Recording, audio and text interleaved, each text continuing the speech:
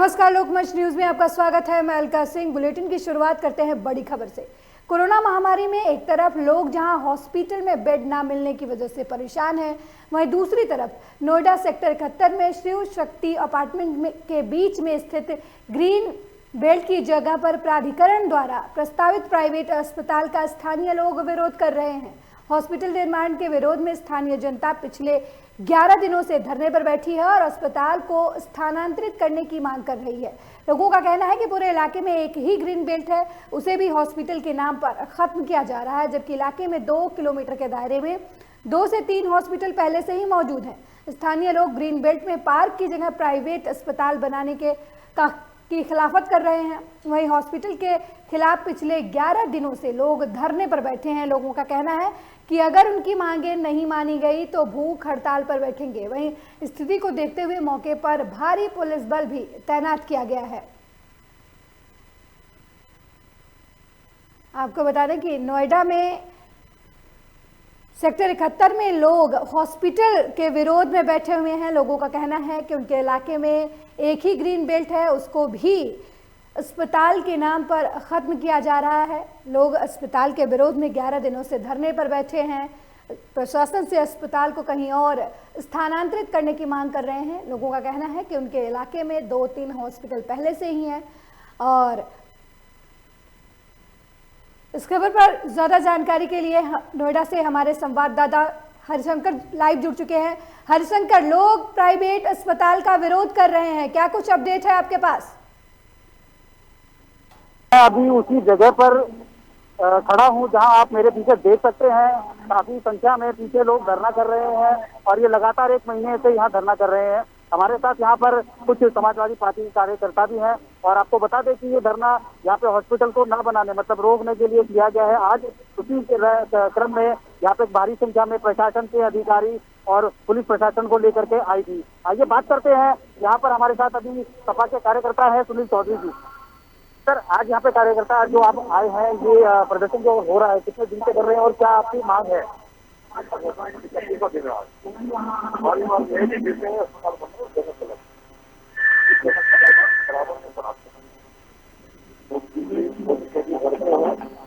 एक एंट्री है, ये बड़ा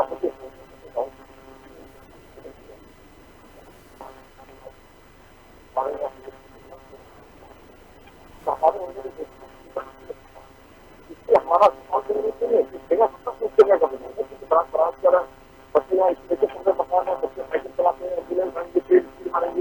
महामारी फैलेगी, इससे हमारा 12 मंजिल अस्पताल होता है। तो क्लिनिक नहीं है, क्लिनिक होता तो बात के हम सोचते हैं, लेकिन 12 मंजिल अस्पताल है। इससे हमने देखिए बीजेपी पहली सरकार या की सरकार है, सरकार है, गरीबों के। आज प्रशासन के लोग यहाँ पर उपलब्ध हैं, उनसे आपकी क्या बातचीत हुई? उनको उनकी तरफ से आपको क्या आदेश और क्या निर्देश मिले हैं? कोई बात नहीं है।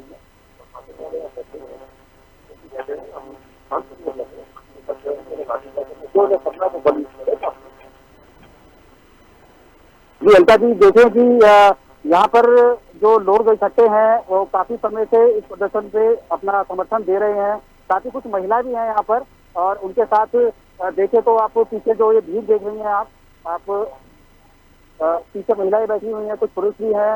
हालांकि उनके साथ कुछ बच्चे भी हैं जिनके बच्चे स्कूल ऑनलाइन पढ़ाई कर रहे हैं, तो बच्चों को भी आज उन्होंने अपने साथ रखा हुआ है। हम बात करते हैं एक महिला से, उनसे जानते हैं कि यहाँ पे आज वो कब से यहाँ पर धरना पे बैठी हुई है और आ गई।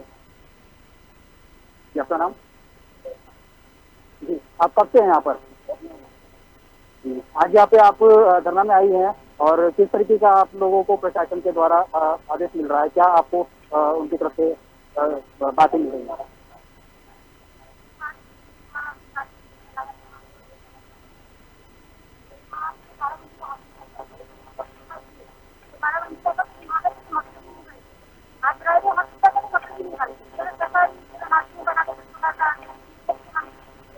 हरिशंकर जी, ये भी पूछिए कि आखिर इस महामारी के दौर में अस्पताल की ज्यादा जरूरत है या फिर पार्क की? लोग इतना विरोध क्यों कर रहे हैं? ये पूछा जा रहा है। ये बताइए कि अभी जो कोरोना की महामारी चल रही है, यहाँ पे अस्पताल की ज्यादा जरूरत है या किसी और तरीके की चीजों की? ये महामारी में चल रहे हैं तो सरकार को करना चाहिए, लेकिन जो बाहर आके बैठे हैं उनके लिए ध्यान देना चाहिए। यहाँ पे काम के लिए बैठे हैं तो इसको तो पहले विश्वास है और हम लोग को सबसे ज्यादा सच्ची है क्या हम लोग को ये कोरोना से दूर रहना भी चाहिए, सच्ची में रहना चाहिए, कोरोना से करके तो हमें क्यों बाहर आके देखना पड़ रहा है, तो उनको ये सोचना चाहिए तो ये बंद करना चाहिए, ये काम भी बंद करना चाहिए, हम लोग को सच्ची में देना चाहिए, ये अगर इसको करना चाहिए। अथॉरिटी हमारी मांग नहीं पूरी करे तो हम इस तरह से बैठे हैं, तो इनकी जिम्मेदारी उनकी है। हमारी महामारी में जो बीमारी ला रहे हैं उनकी भी ला रहे हैं, क्योंकि वो आज इतनी मजबूर कर दिए हम यहाँ पे आए हैं, इतनी मजबूर कर दिया घर से बाहर आ गए। क्यों बाहर आए? तो इनकी वजह से तो हमारी प्रॉब्लम हो रही है बहुत ज्यादा कि ये हॉस्पिटल बन जाएगा साथ ही साथ हमारी इतनी प्रॉब्लम हो जाएगी, हमारी आने जाना हर चीज की प्रॉब्लम हो। हरिशंकर, लोगों को स्वास्थ्य सेवाएं नहीं चाहिए, सिर्फ गार्डन से काम चल जाएगा, जबकि महामारी का दौर है, क्रिटिकल कंडीशन है, प्रदेश में अस्पताल की जरूरत है, बेड कम पड़ रहे हैं, उसके बावजूद भी लोग सिर्फ अपनी सुविधाएं देख रहे हैं। जी, देखा जाए तो यहाँ पर लोग जो प्रदर्शन पे बैठे हैं इनको अस्पताल से परेशानी नहीं है। लोग यहाँ चाहते हैं कि हाँ ठीक है, यहाँ पे एक धर्मस्थल भी बन जाए, उस तरीके से ये लोग यहाँ पे काम करें और यहाँ पे इकट्ठा हों और इकट्ठा मतलब कि चाहते हैं कि अस्पताल ना बने, मगर अस्पताल के लिए कोई ऐसा जोर मतलब नहीं है कि अस्पताल के लोग के यहाँ पे हमने प्रदर्शन किया, मतलब उसको रोकना चाहते हैं, नहीं चाहते हैं कि ना बने। हरिशंकर, लोग अस्पताल नहीं चाहते, धार्मिक स्थल चाहते हैं, ऐसे किस तरीके से राज्य का विकास होगा? एक तरफ तो सरकार के ऊपर उंगलियां उठाई जाती हैं लोगों की तरफ से कि स्वास्थ्य सेवाएं ठीक नहीं है, बेड नहीं मिल रहे हैं, दूसरी तरफ अस्पताल का विरोध किया जा रहा है। साथ ही आप स्थल पे भी तस्वीरों में दिखाई दे रहा है कि लोग सोशल डिस्टेंसिंग का पालन नहीं कर रहे हैं। जी बिल्कुल, मैं बोलना चाहूंगा अभी इन्हीं सभी लोगों से कि थोड़ा सा आप लोग सोशल डिस्टेंसिंग का पालन करें। और मैं आपसे पूछना चाहूंगा कि यहाँ पर आज आप धरने में बैठे हैं, किस तरीके से आप कोरोना काल की जो गाइडलाइंस है सरकार द्वारा कैसे पालन कर रहे हैं, आप क्या कर रहे हैं? हम लोग जो है धरना स्थल के अंदर जो प्रवेश करते हैं उनका मास्क होना जरूरी है, बिना मास्क का धरना स्थल में प्रवेश नहीं कर सकते हैं, पहले हाथ सैनिटाइज करते हैं और बिल्कुल सोशल डिस्टेंस बना के बैठते हैं। जो भी कोरोना का प्रोटोकॉल है उसको पालन करते हुए हम अपनी हक की लड़ाई लड़ रहे हैं। आप जो है कह रहे हैं कि सोशल डिस्टेंस मास्क आपके चैनल के माध्यम से पूछा जा रहा है। मैं हरिशंकर, क्या किसी प्रशासनिक अधिकारी से आपकी बात हुई है? 10,000 की डेंसिटी वाला सेक्टर है यहाँ पे जो है जी बिल्कुल, मैं आपको बता दूं हरिशंकर, काफी दिनों से, पिछले 11 दिनों से स्थानीय लोग अस्पताल को हटाने की मांग को लेकर धरना स्थल पर बैठे हैं। इस मामले में प्रशासन क्या कर रहा है, क्या कुछ कहना है प्रशासन का? प्रशासनिक अधिकारी तक जो बात हुई है इनकी, अभी सुबह यहाँ पे प्रशासन के अधिकारी थे, नोएडा अथॉरिटी के अधिकारी थे, उनका सिर्फ यहाँ पे शक्ति प्रदर्शन था। ये चाहते थे कि यहाँ पे लोग कम हो, लोगों को यहाँ पे लोगों की जो भीड़ हो यहाँ पे कम हो, ताकि वो अपना काम कर सके। ठेकेदारों को उन्होंने यहाँ पे बुला रखा था। फिलहाल यहाँ पे महिला शक्ति और लोगों की जो जमावड़ा है, जो यहाँ पे उन्होंने इकट्ठा होकर के अपना प्रदर्शन किया, यहाँ पर नोएडा अथॉरिटी के लोग अभी कम है और कुछ पुलिस प्रशासन है, जो कि अभी इनकी बातचीत का दौर चालू है। इनकी ये बातचीत के दौर के जी स्थानीय लोगों की अपनी समस्याएं हैं, ये भी एक बड़ा मुद्दा है, क्योंकि इसे नजरअंदाज नहीं किया जा सकता। प्रशासन क्या कुछ कह रहा है? क्या प्रशासन अस्पताल को शिफ्ट करेगा दूसरी जगह, या फिर कोई तीसरा रास्ता निकाला जाएगा इस चीज के लिए? बात करते हैं। बीच में अभी हमारी बात महिलाओं से ही हो रही थी। महिलाओं से हम जानते हैं कि उनकी प्रशासन से क्या बात हुई है। जी, आपका नाम? जी, आज यहाँ पर आप आई हैं, प्रदर्शन जो आपका जारी है, आपके बताएं कि आपकी किसी प्रशासन अधिकारी से कुछ बात हुई है?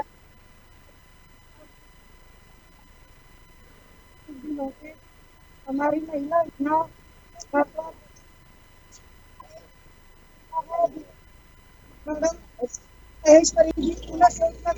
महिला हमारी किस तरीके से भाव बैठती है अपने घर द्वार बच्चे छोड़कर। हमारी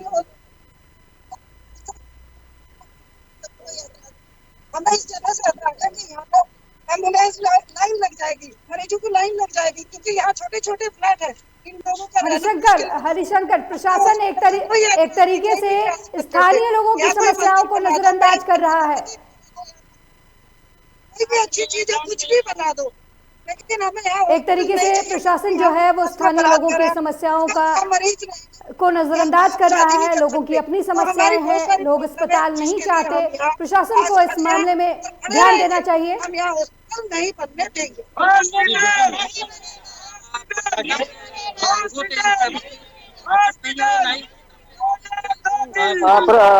कोई जवाब आया है, देखा जाए तो ये लोग हॉस्पिटल को इस मामले में प्रशासन को ध्यान देना चाहिए। बहुत बहुत धन्यवाद अगर इस मामले में ज्यादा जानकारी देने के लिए।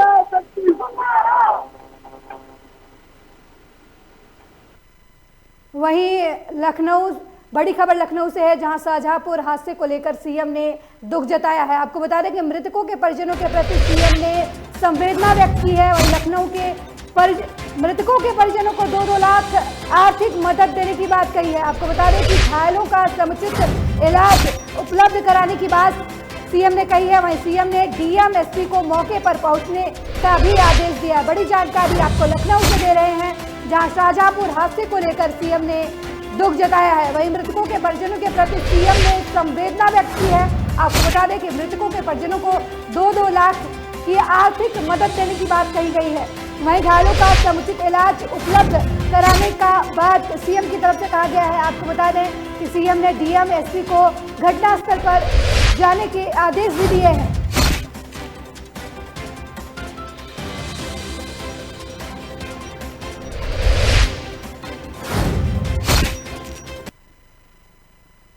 वहीं अगली बड़ी खबर भी लखनऊ से है, जहां सीएम योगी के ऑफिस से देर रात आए तूफान को लेकर ट्वीट किया गया है। आपको बता दें कि लोगों को हुए नुकसान का आकलन करने के सीएम योगी ने आदेश दिए हैं। वहीं प्रभावित लोगों को शीघ्र राहत दिलाने के आदेश सीएम ऑफिस की तरफ से दिए गए हैं। आपको बता दें कि इस मामले में प्रदेश के राहत आयुक्त मॉनिटरिंग कर रहे हैं। सीएम ने राहत आयुक्त से रिपोर्ट तलब की है कि देर रात आए आंधी तूफान में क्या नुकसान हुआ है, साथ ही जिन लोगों का नुकसान हुआ है उन्हें उनके भरपाई के भी आदेश प्रशासन की तरफ से दिए गए हैं।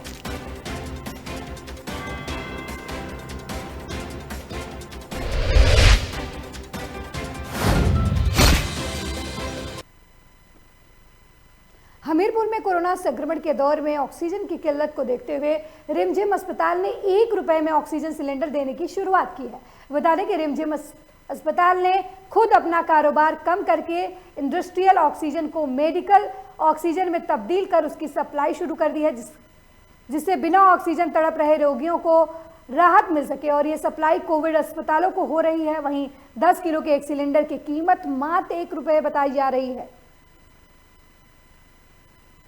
आपको बता दें कि रिमझिम इस्पात ने खुद अपना कारोबार बंद कर दिया है, लेकिन कोरोना महामारी की क्रिटिकल कंडीशन को देखते हुए अब लोगों को 1 रुपए में ऑक्सीजन सिलेंडर मुहैया करा रहा है। आपको बता दें कि एक सिलेंडर में 10 किलो ऑक्सीजन गैस है और इससे लोगों को अब काफ़ी राहत मिलेगी। बड़ी खबर लखनऊ से है, जहां 3 जिलों के पुलिस कप्तान बीमार हो गए हैं। आपको बता दें कि कासगंज और उन्नाव में कोरोना संक्रमित हुए हैं। एसपी और आशीष तिवारी अतिरिक्त उन्नाव के एसपी बनाए गए हैं। आपको बता दें कि कुंवर अनुपम सिंह को कासगंज एसपी बनाया गया है। वहीं सुधा सिंह को सोनभद्र का अतिरिक्त एसपी बनाया गया है। बड़ी जानकारी आपको लखनऊ से दे रहे हैं, जहां 3 जिलों के पुलिस कप्तान बीमार हो गए हैं। आपको बता दें कि कासगंज और उन्नाव में कोरोना संक्रमित हो गए हैं एसपी, और वहीं आशीष तिवारी को अतिरिक्त एसपी बनाया गया है उन्नाव का। आपको बता दें कि कुंवर अनुपम सिंह को कासगंज एसपी बनाया गया है। सुधा सिंह को सोनभद्र का अतिरिक्त एसपी बनाया गया है।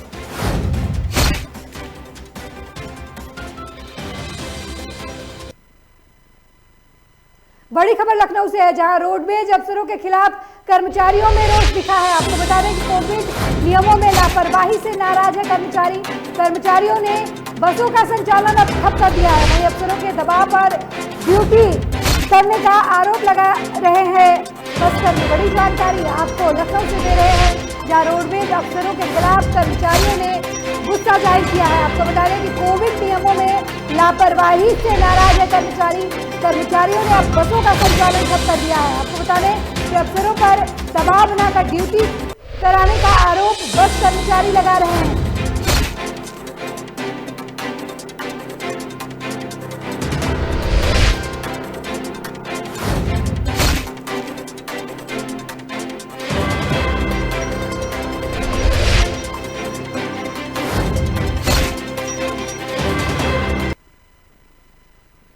वहीं इस वक्त की बड़ी खबर देहरादून से आ रही है, जहां उत्तराखंड में मुख्यमंत्री महालक्ष्मी योजना की शुरुआत पहली हो गई है। आपको बता दें कि पहली 2 बालिकाओं को जन्म पर जच्चा बच्चा को विशेष किट दी जाएगी। आपको बता दें कि राज्य मंत्री रेखा आर्या ने योजना के शुरू होने पर प्रदेशवासियों को बधाई दी है।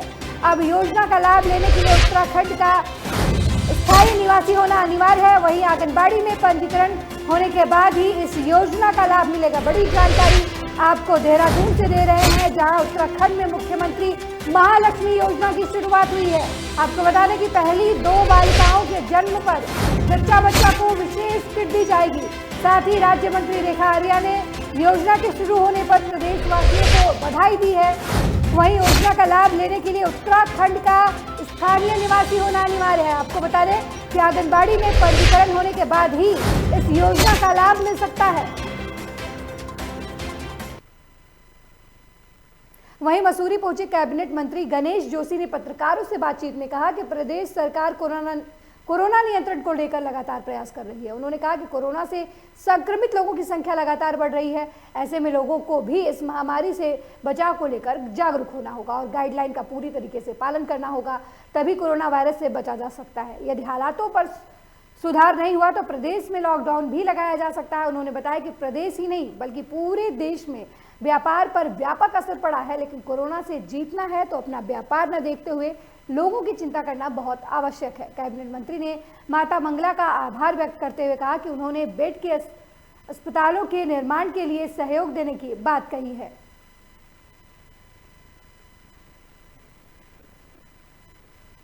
जिस प्रकार से कोरोना का प्रभाव बढ़ता जा रहा है, हॉस्पिटल फुल हो गए हैं, प्राइवेट हॉस्पिटल फुल हो गए हैं। हम कोविड जगह जगह कोविड सेंटर बना रहे हैं, उसके माध्यम से लोगों को राहत देने का प्रयास कर रहे हैं। मैं आभार व्यक्त करना चाहता हूँ पूज्य मंगला माता जी का। उन्होंने 1000 बेड कोविड सेंटर उपलब्ध कराने के लिए हमें आश्वस्त किया है। लेकिन दवाइयाँ वो दे देंगी, ऑक्सीजन बेड वो दे देंगी, लेकिन उसको चलाने के डॉक्टर्स की आवश्यकता है, इसकी हमें कमी है। तो कल मैंने CDS जनरल रावत से मुलाकात की थी। उन्होंने आश्वस्त किया है कि सेना इस पर हमारी मदद करेगी, डॉक्टर्स हमें देगी। निश्चित ही इन कोविड सेंटरों के बनने के बाद कुछ राहत। उत्तराखंड में कोरोना का कोहराम लगातार जारी है, लेकिन सरकार द्वारा कोरोना की चेन को ब्रेक करने के लिए जारी की गई SOP का अधिकांश क्षेत्रों में ईमानदारी से पालन नहीं किया जा रहा। सबसे ज्यादा बुरा हाल तो लक्सर के बैंकों में देखने को मिल रहा है। इन बैंकों के अंदर और बाहर लोगों की भीड़ जुटी हुई है और सोशल डिस्टेंसिंग की धज्जियां उड़ाई जा रही हैं। वहीं प्रशासन के कर्मचारी भी यहां देखने को मिल रहे हैं। यदि इसी तरह का हाल रहा तो कोरोना के चेन को पर कैसे ब्रेक लगेगा, ये एक सवाल है।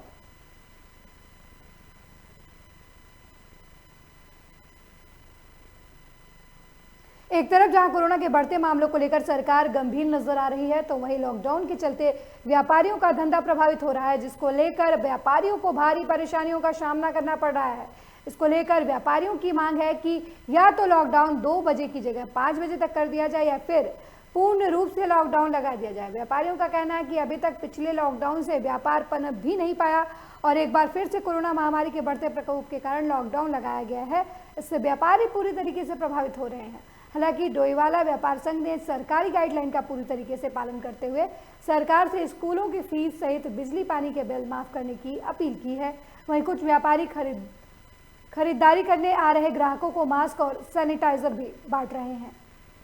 डोईवाला व्यापारी वर्ग को जो सरकार की गाइडलाइंस आई है, डोईवाला व्यापारी वर्ग ने उसका पहले भी पूरा पालन किया और अब भी पूरा पालन करेगा। मेरी समझ व्यापारियों के साथ साथ जो आम जनमानस के लोग हैं जो गांव से बाजार में आ रहे हैं, उन सबसे एक अपील है कि इस महामारी में अपने आप को खुद बचाएं, अपने परिवार को बचाएं, सैनिटाइज मास्क का बराबर उपयोग करते रहें। व्यापार को तो काफ़ी फर्क पड़ रहा है, लेकिन आज जैसे बुधवार की वजह से ग्राहक भी कम है, क्योंकि लोगों को पहले जो है बुधवार को पूरा बंद रहता था, अब इतवार को खुलना शुरू हो गया।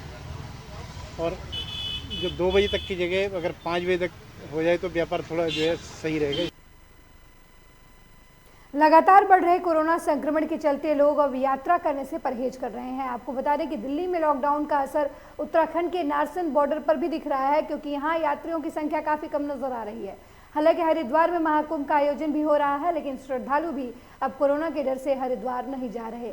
वहीं नारसन बॉर्डर पर वैसे तो RT-PCR रिपोर्ट के बिना किसी व्यक्ति को उत्तराखंड में प्रवेश नहीं दिया जा रहा। साथ ही सेक्टर मजिस्ट्रेट का कहना है कि कोरोना को लेकर लोग काफ़ी जागरूक हो गए हैं, इसलिए अब लोग कम ही घरों से निकल रहे हैं, जिसके चलते बॉर्डर पर भीड़ अन्य दिनों के मुताबिक काफ़ी कम दिखाई दे रही है। रामनवमी पर वैसे तो सामान्य तौर पर यहाँ काफ़ी अधिक भीड़ रहती है। हरिद्वार में काफ़ी स्नान और इस समय तो कुंभ का स्नान भी है, परंतु फिर भी ऐसा लगता है कि जैसे कि कोरोना की जागरूकता फैलाई गई है कि कम से कम भीड़ हो, इसलिए लोगों को ध्यान रखते शायद खुद ही कम आ रहे हैं, इसलिए इस समय काफ़ी भीड़ कम है। और हमें भी देख रहे हैं कि हमारे काउंटर में जबकि इस समय काफ़ी भीड़ रहती थी।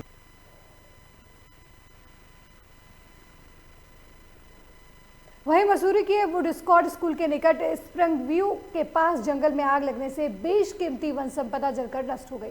आपको बता दें कि तेज हवाओं की वजह से आग पर काबू पाने में काफ़ी कड़ी मशक्कत करनी पड़ी। वहीं अग्निशमन दल ने स्कूल प्रबंधन और स्थानीय नागरिकों की मदद से आग पर काबू पाया।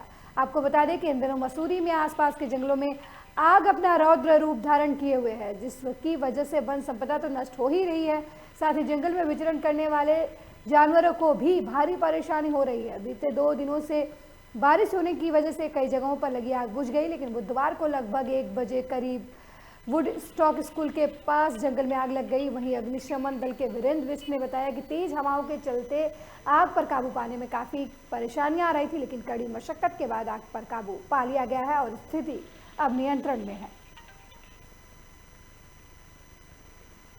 जैसी ही आग लगी तत्काल हमारी जो है यूनिट यहाँ पे घटनास्थल पहुंची और उसके बाद कड़ी मशक्कत से स्कूल के भी लोग यहाँ पे लगे हुए हैं, जंगल में लग गई थी। उसके बाद कड़ी मशक्कत से हमारे द्वारा पंपिंग कर आग को पूर्ण पहुँचा दी। बहुत तेज हवाएं चल रही थी। तो एक्चुअली हवाई कभी दिक्कत का सामना करना पड़ रहा था और फिर भी तो बीच में हवा रुकने पर हमारे द्वारा जो है पूर्ण रूप से काबू पा लिया। अगली खबर मध्य प्रदेश के इंदौर से है, जहां कोरोना के बढ़ते संक्रमण के बीच सियासत भी अपने सबाब पर है। अपने बयानों को लेकर अक्सर सुर्खियों में रहने वाले बीजेपी के राष्ट्रीय महासचिव कैलाश विजयवर्गीय ने अब राहुल गांधी पर निशाना साधा है। उन्होंने राहुल गांधी पर कोरोना के बढ़ते संक्रमण की वजह से पश्चिम बंगाल में अपनी सभी रैलियां रद्द किए जाने की बात को कहा कि राहुल गांधी का बंगाल में कोई कार्यक्रम नहीं था। रैली निरस्त करने के नाम पर वो सिर्फ और सिर्फ वाहवाही बटोर रहे हैं। वहीं राहुल गांधी के कोरोना पॉजिटिव होने पर उन्होंने कहा कि राहुल झूठ बोलते हैं, इसलिए वो कोरोना पॉजिटिव हुए हैं। वहीं बंगाल के चुनाव को लेकर कैलाश विजयवर्गीय ने दावा किया कि बंगाल में बीजेपी सरकार बनाएगी। कांग्रेस के प्रचार बंद करने से और प्रचार करने से बंगाल में कोई फर्क नहीं पड़ता। कांग्रेस है ही नहीं, वहाँ सिर्फ 2 डिस्ट्रिक्ट के अंदर कांग्रेस है, मालदा में और मुर्शिदाबाद। उसके अलावा कांग्रेस है ही नहीं। दोनों डिस्ट्रिक्ट में राहुल गांधी सभा करके आ गए, वहाँ लोग ही नहीं आए, उनका काम खत्म हो गया। राहुल गांधी ने बोला मैं बंगाल में सभा नहीं करूँगा, तो भैया तुम्हारे कार्यक्रम थे क्या पहले? ये तो बताओ कि तुम्हारा ये शेड्यूल था और मैंने कैंसिल किया। कोई शेड्यूल ही नहीं था। 2 जिले में कांग्रेस ने, वहाँ 2 जिलों में उन्होंने सभा कर दी। उसके बाद अगली खबर मध्य प्रदेश के बलरामपुर जिले से है, जहां एक तरफ कोरोना महामारी की वजह से लोगों का जीना मुहाल हो गया है, वहीं कोरोना महामारी के साथ साथ मौसम की भी मार पड़ रही है। वाड्रप नगर में बरती कला क्षेत्र में तेज बारिश के साथ जमकर ओले गिरे, जिसकी वजह से किसानों की फसलों को काफ़ी नुकसान हुआ है। प्याज, उड़द, मक्का की फसलें ओले की वजह से पूरी तरह बर्बाद हो गई हैं। वहीं ओलों की वजह से आम के बागानों को काफ़ी क्षति पहुंची है।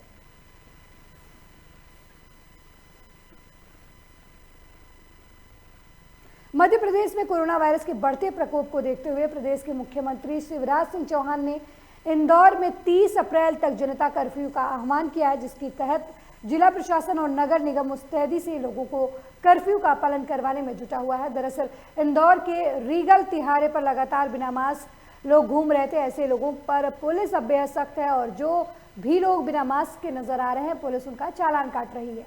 जो लोग घर से बेवजह बाहर निकल रहे हैं, उन्हें अस्थायी जेलों में भी डाला जा रहा है। वहीं अपर कलेक्टर पवन जैन ने बताया कि बेवजह घूमने वाले लगभग 103 लोगों को अभी तक अस्थायी जेल भेजा गया है। इस दौरान उन्होंने लोगों से अपील की कि शहर में 30 अप्रैल तक जनता कर्फ्यू लगा है, कृपया अपने घर में रहें और अपने शहर की सुरक्षा को देखते हुए कोरोना गाइडलाइन का पालन करें। वहीं जोनल अधिकारी धीरेन्द्र व्यास ने कहा कि जिला कलेक्टर मनीष सिंह के निर्देश अनुसार लगातार शहर के प्रमुख चौराहों पर बिना मास्क और बेवजह घूमने वालों पर कार्रवाई की जा रही है। सख्ती से लागू करने का प्रयास यहाँ किया जा रहा है। जैसा कि आप देख रहे हैं, ये रीगल चौराहे पर अधिकतर लोग बगैर किसी कारण के घूमते हुए पाए जा रहे हैं, या तो कोई किसी बहाने से दवाइयाँ देने के नाम पे घूम रहे हैं या फिर कोई खाने देने के नाम पे घूम रहे हैं। उनसे बार बार आग्रह किया जा रहा है, अनुरोध किया जा रहा है कि जनता कर्फ्यू लागू है, आप अपने खुद की सुरक्षा के लिए, अपने परिवार की सुरक्षा के लिए अपने घरों पर रहें। उसके बाद भी वो 2 या 3 लोग एक गाड़ियों पर दिख रहे हैं। ऐसे लोगों को जो अनावश्यक रूप से घूमते हुए दिख रहे हैं, अस्थायी जेल भेजा जा रहा है। अभी तक 130 लोगों को भेजा जा चुका है। जो लोग बिगर कारण से या मास्क नहीं लगा के जा रहे हैं, तो माननीय जिलाधीश महोदय द्वारा कल हमको निर्देश दिए गए थे, उसके तहत हम लोग इनके ऊपर चालान कार्रवाई कर रहे हैं। और जितने भी लोग निकल रहे हैं उनसे उनका कारण अगर जिनाइन है तो हम उनको जाने दे रहे हैं, नहीं तो उनको अस्थायी जेल में भेज रहे हैं। अभी हमने 2 बस भर के यहाँ से भेज चुके हैं और उसमें एडीएम साहब भी थे हमारे। अगली खबर जबलपुर से है, जहां कोरोना महामारी के बीच लोगों को सबसे ज़्यादा फायदेमंद साबित हो रहे रेमडेसिविर इंजेक्शन की मांग की जा रही है। वहीं इस इंजेक्शन की कालाबाजारी और चोरी की खबरें भी सामने आ रही हैं, जिसको लेकर इंजेक्शन की कालाबाजारी को रोकने के लिए प्रशासन सख्त होता हुआ नजर आ रहा है। जहां एसडीएम आशीष पांडे ने शहर के 3 मेडिकल स्टोर का औचक निरीक्षण किया, उन्होंने इंजेक्शन स्टोर की जांच की। वहीं एसडीएम आशीष पांडे ने बताया कि वर्तमान में रेमडेसिविर इंजेक्शन के स्टॉक को लेकर भारत सरकार और राज्य सरकार के विशेष निर्देश प्राप्त हुए हैं, जिसके चलते कोरोना संक्रमित मरीजों तक इंजेक्शन की आपूर्ति हो सके, उसको लेकर लगातार निगरानी रखी जा रही है। इस कड़ी में ये निरीक्षण किया गया है। हमारी टीम ने जैसे कि जानकारी मिली कि कुछ स्टॉक आने वाला है इससे कोरोना से संबंधित कुछ मेडिकल स्टोर्स में, तो वहाँ पे जाके हमने उनको सूचना दी कि कोई भी अगर आता है तो हमको प्रशासन को पहले सूचना दें, और एक रैंडम सभी जगह का स्टॉक हमने लिया कि कहाँ क्या स्थिति है, ताकि सभी को ये मैसेज क्लियर रहे कि रेमडेसिविर या जो कोरोना से संबंधित जो भी मेडिसिन है वो ड्रग इंस्पेक्टर्स जो हैं उनकी जानकारी में रहे। कोई भी स्टॉक आता है तो जानकारी में रहे। और जैसा कि शासन के द्वारा जो निर्देश है कि इंजेक्शन जो है डायरेक्ट रिटेलर्स को नहीं देना है, तो वो सुनिश्चित रहे कि रिटेलर्स को नहीं दिया जा रहा है। जो भी स्टॉक आए वो प्राइवेट हॉस्पिटल्स को ड्रग इंस्पेक्टर के द्वारा अलॉट किया जाए, ताकि इस स्कैरसिटी से बचा जा सके। एक तरफ जहां कोरोना महामारी के दौर में रेमडेसिविर इंजेक्शन की चोरी और ऑक्सीजन के ब्लैक मार्केटिंग की खबरें आ रही हैं, वहीं दूसरी तरफ इंसानियत को कुछ लोगों ने अभी भी जिंदा रखा हुआ है। छत्तीसगढ़ के जांजगीर चांपा में इंसानियत की मिसाल पेश करते हुए वंदना इंडस्ट्रीज के संचालक सुषमा जायसवाल और नगर कांग्रेस कमेटी अध्यक्ष त्रिलोक चंद्र जायसवाल ने सामुदायिक स्वास्थ्य केंद्र शक्ति को 55 ऑक्सीजन सिलेंडर, स्पर्श अस्पताल शक्ति को 10 ऑक्सीजन सिलेंडर सहित 5 ऑक्सीजन सिलेंडर इलाज के लिए निःशुल्क दिए हैं। अब क्षेत्र में ऑक्सीजन की पर्याप्त मात्रा उपलब्ध है, किसी को भी ऑक्सीजन के लिए परेशान नहीं होना पड़ेगा।